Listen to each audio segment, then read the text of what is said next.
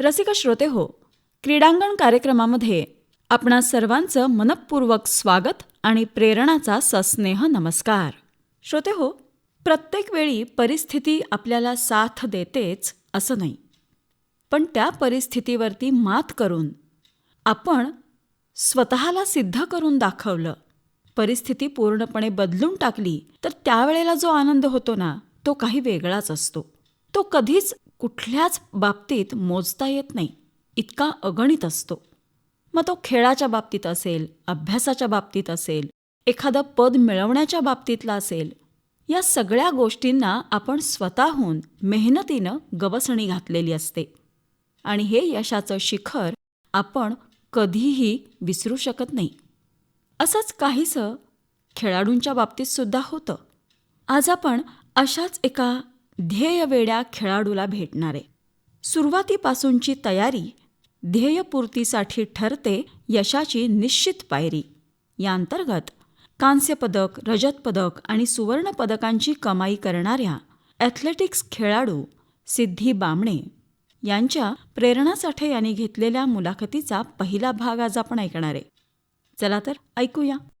नमस्कार श्रोते हो, क्रीडांगण या कार्यक्रमामध्ये आज आपल्या स्टुडिओमध्ये भेटीसाठी आलेली आहे एक अशी खेळाडू जिने फार कमी वयामध्ये जवळपास 7 मेडल्स मिळवलेली आहेत. याच्यामध्ये तिने 3 सिल्व्हर मेडल, 2 ब्रॉन्झ मेडल आणि 2 वेळा सुवर्णपदकांची कमाई केलेली आहे. तिचा खेळ कोणता, तिला कधीपासून या खेळाची आवड लागली आणि त्यासाठी ती कसे परिश्रम घेते, हे सगळे अनुभव आज आपण तिच्याकडून ऐकून घेणार आहे. तेव्हा फार वेळ न दवडता लगेचच आपण तिच्याशी संवाद साधूया. सर्वप्रथम आपण या खेळाडूचं आपल्या स्टुडिओमध्ये स्वागत करूया. नमस्कार सिद्धी बामणे. नमस्कार मॅडम. तुझं आमच्या स्टुडिओमध्ये खूप खूप स्वागत आहे. थँक्यू. आता तुझी ओळख तर आपण सांगितलेली आहेच नावानी फक्त, की सिद्धी बामणे, पण तू खेळ कोणता खेळतेस, तुझी कौटुंबिक पार्श्वभूमी कशी आहे, तुझी शैक्षणिक पार्श्वभूमी कशी आहे, हे सगळं आपल्या मित्रमैत्रिणींना जाणून घ्यायचं आहे. तर आपण सुरुवात करूया. हां, नमस्कार. मी सिद्धी बामणे. मी मूळची बामणोली गावचे, कुपवाड, सांगली जिल्ह्यात येते. आणि मी आता डिप्लोमा लास्ट इयरला सिव्हिल इंजिनिअरिंग करते. आणि कुटुंब म्हणजे माझ्या कुटुंबात मम्मी, पप्पा, माझा भाऊ, आम्ही 4 जण आहोत. आणि माझं 1ली ते 10वीपर्यंत शिक्षण उपाध्ये गर्ल्स हायस्कूल कुपवाडमध्ये झालं. त्यानंतर 11वी 12वी झील international school and junior college इथे झाला. आणि आता मी करंटली लठ्ठे पॉलिटेक्निकमध्ये सिव्हिल इंजिनिअरिंग या डिपार्टमेंटमध्ये लास्ट इयरला आहे. अच्छा, लठ्ठे पॉलिटेक्निक म्हणजे कुपवाडमध्ये? हां, कुपवाडमध्ये. ओके. मग 1ली ते 10वीचं शिक्षण तुझं कुपवाडमध्येच झालं, म्हणजे बऱ्यापैकी तुझं शिक्षण सगळं तुझ्या जन्मगावीच गेलेलं आहे. मी म्हणजे शिक्षणासाठी प्रत्येक गोष्ट मी इथेच आहे, म्हणजे पंचकृषीमध्ये, बाकी बाहेर कुठे नाही. आणि खेळाचं शिक्षण पण तुला तिथेच मिळालं? हां, खेळाचं शिक्षण माझ्या घरापासूनच सुरू झालं ॲक्च्युली. माझे बाबाच माझे कोच आहेत. अरे वा. आणि बाबांमुळेच जे काय आता आहे ते फक्त त्यांच्यामुळे, आणि माझ्या घरच्यांचा सपोर्ट खूप आहे मला, खूप आहे. त्यांच्यामुळे एवढे मेडल्स आणले. बरोबर, म्हणजे एक मुलगी म्हणून तुला कुठेही कमी लेखलेलं नाही, सगळीकडे तुला भरपूर प्रोत्साहन देत गेले. म्हणजे जे मुलाला येतं ते सगळ्या गोष्टी मला शिकवल्या गेल्या सगळ्या. त्यामुळं घरातून एक छान पॉझिटिव्ह वातावरण असल्यामुळं तुलाही खेळायला भरपूर उत्साह मिळाला असेल. हो, खूप. तर मला आता असं सांग की तू एवढे मेडल्स मिळवलेले आहेस आणि अजून तू डिप्लोमाच्या लास्ट इयरला आत्ता आहेस, म्हणजे अजून तू शिकतेस. तर एवढ्या काळामध्ये तू 7 मेडल्स मिळवलेले आहेस. तुझी खेळाची सुरुवात नेमकी कधीपासून झाली? माझी खेळाची सुरुवात मी 4 वर्षाची असल्यापासून झाली. पहिल्यांदा माधवनगरला स्पर्धा होती, तेव्हा पहिल्यांदा खेळले. तेव्हा मी एवढं काय कळत नव्हतं. तेव्हा आमची परिस्थिती पण एवढी नव्हती की मला मम्मी आणि बाबांनी सायकलवरून नेलेलं. मग त्यावेळी माझा पहिला नंबर आला. खेळ कोणता होता तुझा? रनिंग, असं रोडवरती क्रॉस कंट्री असते तशा टाईप. अच्छा. त्यानंतर 6 वर्षाचे होते तेव्हा पहिल्यांदा माझं सिलेक्शन झालं पुणे बालेवाडी. तेव्हा पुणे हे शहर पहिल्यांदा बघितलं खेळाच्या माध्यमातून. म्हणजे अजूनपर्यंत असलं कुठलं शहर नाही की ते आम्ही असंच फिरायला गेलो, ट्रिपला नाही बघितलं. फक्त खेळाच्या निमित्ताने पुणे मुंबई हे फक्त खेळामुळे बघितले, बाकी कुठे नाही. त्यावेळी पहिलं स्टेट होतं, पायात शूज नव्हते, काहीच नव्हते रनिंगसाठी. रनिंगसाठी. मग तेव्हा माझं 50 मीटर इव्हेंट होता आणि मला एवढं माहित नव्हतं की फिनिशच्या पुढे जाऊन मारायची फिनिश, म्हणजे एवढं अजून कळत नव्हतं. आणि मी पहिल्या नंबरला होते बट फिनिश पेशी जाऊन थांबले, त्यामुळे नंबर मिळाला. बट लॉंग जम्पला आला तेव्हा पहिल्यांदा होतं आणि पूर्ण ग्राउंडवरून आम्ही एक 10-15 जण गेलेलो, त्यामध्ये आमचा पहिला नंबर आला. बर, लांब उडीला. हा, लांब उडीला. मग ते पण तू 6 वर्षाची असताना 6 वर्षाची असताना. मग त्याच दिवशी एक ठरवलं की बनायचं तर क्लास 1 ऑफिसर. म्हणजे पप्पांनी त्याच वेळी एक ड्रीम बनवलं की लाल दिव्याची गाडी आपल्या दारात यायला पाहिजे. तेव्हापासून प्रवास सुरू झाला, ते अजूनपर्यंत सुरू आहे. पण 6 वर्षाची होतीस म्हणजे तसं काहीच कळत नव्हतं. म्हणजे एवढं काही कळत नव्हतं. म्हणजे लिटरली की त्या दिवशी मिडल लागले, त्या दिवशी मिडल घालून मी पूर्ण ग्राउंडवर पळायचे, पण मिडल घालून इथेपर्यंत. आणि आनंद होता. हा, आनंद. आणि सगळ्यात जास्त आनंद म्हणजे बाबांना, त्यांच्या एका आनंदासाठी सगळ्या गोष्टी आतापर्यंत करत आले, फक्त त्यांचं.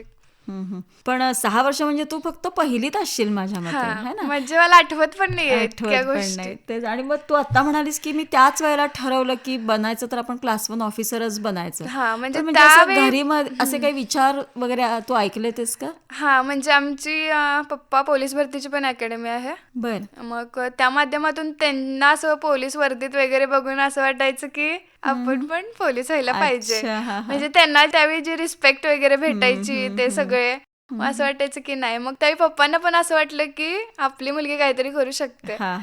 मग तिथून पुढे सगळा प्रवास सुरू झाला. म्हणजे वर्दीचं आकर्षण तुला होतं बाबांच्या, आणि तसं व्हायचं होतं तुला भविष्यामध्ये, आणि तू त्या पद्धतीनेच प्रयत्न करत गेलीस. कुठल्या पण डिपार्टमेंट मध्ये पण बनायचं तर क्लास 1 ऑफिसर ठरवलं. अच्छा. पण मग 4 वर्षाची असताना तू पहिल्यांदा रनिंग साठी गेलीस, ते जस्ट आईबाबांबरोबर सायकलवरून गेली तीस, तो तुझा पहिला अनुभव होता.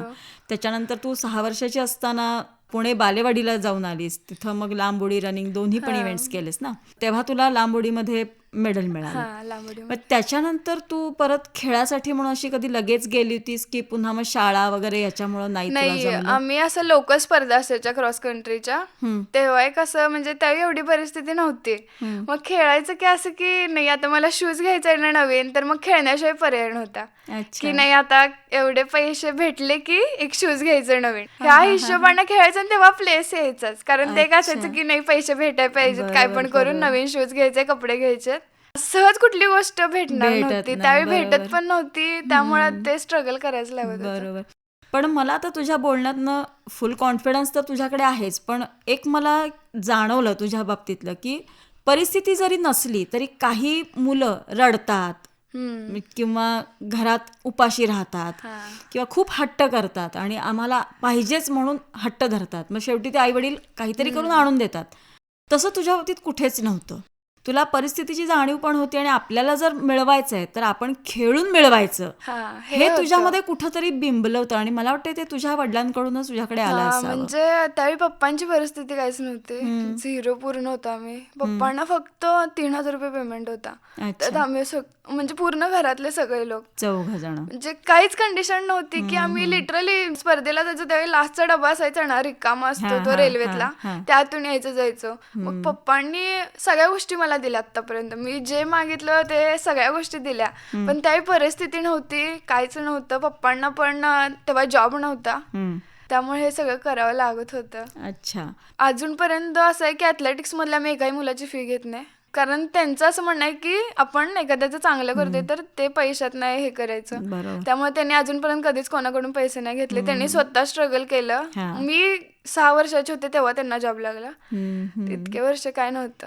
तिथून पुढे आमचं स्टारच फिरले जेव्हापासून पप्पा जॉबला लागले तेव्हापासून. ते त्यांचं स्ट्रगल जरा का पण ते माझ्यात हे झालं, उतरलं. आणि तू जवळून बघितलंयस त्यांचं. म्हणजे त्यांचं सायकलवरून येणं जाणं, ते घामाने भिजलेलं, ते तेव्हा खूप अवघड होतं बघणं. त्याच्यानंतर तू कुठल्या स्पर्धेला उतरलीस राज्यस्तरीय? मी 8 वर्षाची होते तेव्हा सारस बागपेशी ग्राउंड आहे, तिथे आमचं स्टेट झालं. 100 मीटर रनिंग आणि लॉंग जम्प 2 इव्हेंट होते. आणि तिथे मला दोन्ही पण इव्हेंटला गोल्ड लागले. अरे वा. आणि तेव्हा माझ्याकडे शूज नव्हते, काहीच नव्हते, मी अनवानी होते. कम्प्लीट. तेव्हा असं स्पाइक वगैरे घालायचे, त्यांना बघून असं वाटायचं आपण नाही टिकणार. पण त्यावेळी कळलं की असं काय नसतंय, की नसतं, हां. आपण किती कष्ट केलं हेच इम्पॉर्टंट आहे. मग तेव्हापासून हे सगळं सोडलं की आपल्याकडे स्पाइक पाहिजे, आपल्याकडे महागातले शूज पाहिजे, असं काय नाही. मेहनत केला होते तिथं बरोबर हे झालं. पोहोचतं. म्हणजे आपल्याकडे आत्मविश्वास असेल, जिद्द असेल, करायची तयारी असेल, सगळ्यात महत्वाचं तर आपण कुठल्याही परिस्थितीवर मात करून पुढे जाऊ शकतो. म्हणजे आता जे शूजच पाहिजे, म्हणजे किट ज्याला तुम्ही बोलता की अमुक खेळासाठी हे किट लागतंच, तर हे काही नाही आहे, हे सगळ्या नंतरच्या गोष्टी आहेत. आपल्याला जर करायचं असेल तर आपण कसंही करू शकतो. मग ते अनवाणी आहे का आणि काय आहे हे आपण बघत बसत नाही. तर हे तुझ्याकडनं आता चांगलं म्हणजे असं काही शिकण्यासारखं गोष्टी की आहे. नॅशनलला पण मला किट नव्हतं घेऊन दिलं पप्पाने आधी. मला एक गोष्ट सांगितलेली की तुला जर पाहिजे असेल ना किट, तर तू महाराष्ट्राचं मिळवून दाखव. जेव्हा तू महाराष्ट्राचं किट घेशील तेव्हा तू म्हणशील ते किट तुला मी घेऊन देईन. आणि ते एक माझ्या मनात होते की तोपर्यंत मला घेतलंच नव्हतं. म्हणजे किती पण वर्ष होते पण घेतलं नाही. त्यावेळी मग जेव्हा मला किट भेटलं महाराष्ट्राचं, तेव्हा एक ते घालून प्राऊड फील होते, ते एक वेगळंच होतं. बरोबर. म्हणजे ते कदाचित तुला त्या फिलिंग स्वतःला अनुभवता याव्यात म्हणून पण तुझ्या वडिलांनी घेऊन दिलं नसेल. आणि तुझ्यातली जी आतली खेळाडू आहे ती पण गप्प बसून देऊन उपयोग नाहीये. तुला सतत खेळतं ठेवलं पाहिजे. कदाचित हा पण उद्देश असेल तुझ्या बाबांचा. सुरुवातीपासून तुला बाबांचंच कोचिंग मिळालं? हा, सुरुवातीपासून बाबांचीच कोचिंग भेटली, बाकी कोण नाही. आणि जसे बाबा सांगतात तसं कोण नव्हतं. त्यामुळे त्यांचं एक ऐकणं आणि त्यांच्या सल्ल्यानुसार ज्या गोष्टी केल्यात ना त्या मला पुढेच घेऊन आल्यात. बरोबर. आणि असं त्यांचं नसतं की तुझ्या मनासारख्या गोष्टी ते, माझं पण म्हणणं असतं आणि त्यांनी त्यांचं पण म्हणणं, दोघांचं पण असं असतं की दोघे सोबत जाऊ. म्हणजे खूप अटॅचमेंट आहे चांगली त्या बाबतीत. तू जेव्हा 1ली ते 10वीचं शिक्षण कुपवाडमध्ये घेत होतीस गर्ल्स हायस्कूलमध्ये, त्यावेळेला तुला खेळासाठी बाहेर जावं लागतंय, मग परीक्षा जवळ येतात, असा काही कधी अनुभव आला होता? अनुभव म्हणजे 8ला असेल तेव्हा मला नॅशनलला मेडल लागलं. मग तिथून पुढे 6 महिने लॉकडाऊन आलं. लॉकडाऊन नंतर थोडे जिम लावलं. त्यानंतर मी बरोबर 10thला आले आणि माझं ऑपरेशन झालं.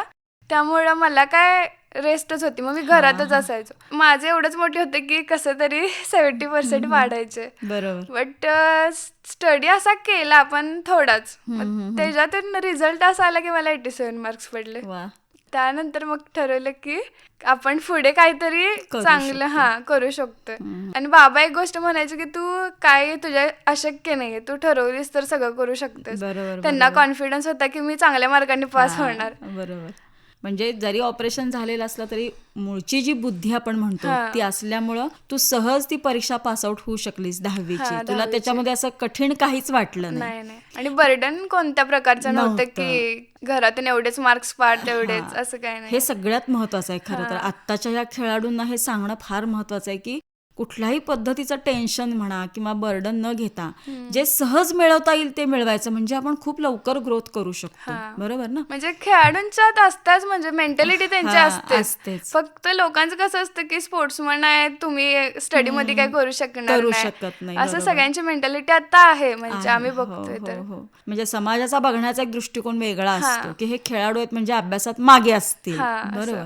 पण त्यालाही तू खाट मारलीस आणि अभ्यासामध्ये सुद्धा आमची चमक दाखवू शकतो हे तू पुन्हा एकदा सगळ्यांसमोर सिद्ध करून दाखवलं. म्हणजे जर मग कुठे कमी पडलं ना तर मग मी कमबॅक कसं करते की नाही, म्हणजे मला 12thला 63 मार्क्स पडले. मी कशी तरी पास झाले. सायन्स होतं, मला घ्यायचं नव्हतं.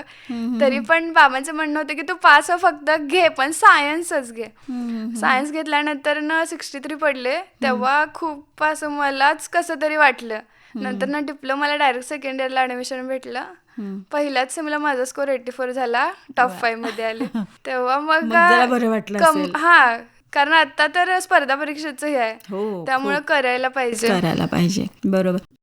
रसिक हो, कौटुंबिक शैक्षणिक पार्श्वभूमीबरोबरच कुटुंबातून मिळणारा प्रतिसाद, नेहमी असणारं सकारात्मक वातावरण, खेळाच्या निमित्ताने वेगवेगळ्या भागांचा, गावांचा, शहरांचा झालेला प्रवास, तिथले काही अनुभव, यश मिळाल्यानंतर आनंद आपण कशा पद्धतीनं व्यक्त करतो हे अगदी दिलखुलासपणे सांगणारी ही खेळाडू. आपल्या बाबांसाठी हे सारं काही ती करते आहे. खेळातूनच तिनं जे काही मिळवलं त्यातून ती खेळासाठीच स्वतःला काहीतरी नेहमी साहित्य रूपाने घेत असते.